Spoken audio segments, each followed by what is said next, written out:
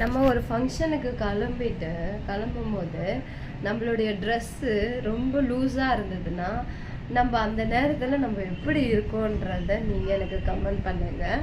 செம்ம காண்டாக இருக்குது, கரெக்டாக இருக்கும்னு பார்த்து உங்களுக்கும் அந்த அனுபவம் இருந்தால் எனக்கு தயவுசெய்து கமெண்ட் பண்ணுங்கள். ஏன்னா நான் எல்லாமே பக்காவாக இருக்கும்னு சொல்லிட்டு தான் நான் இந்த ட்ரெஸ்ஸை மீஷோவில் ஆர்டர் பண்ணேன்.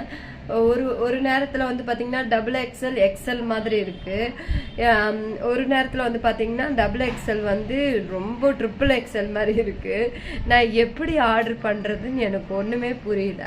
இந்த ட்ரெஸ்ஸு பார்த்திங்கன்னா 1000 ரூபாய். இந்த ட்ரெஸ்ஸோட விலை 1000 ரூபாய்.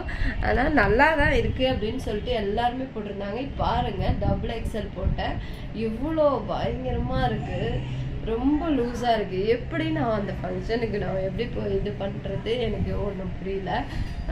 கையை மட்டும் நான் பின் பண்ணி, நீங்களும் உங்கள் கை ரொம்ப லூஸாக இருக்குன்னா இந்த மாதிரி ஒரு பின் பண்ணிக்கிட்டீங்கன்னு வச்சுக்கோங்க, அப்போது உங்கள் கை டைட் ஆகிடும்.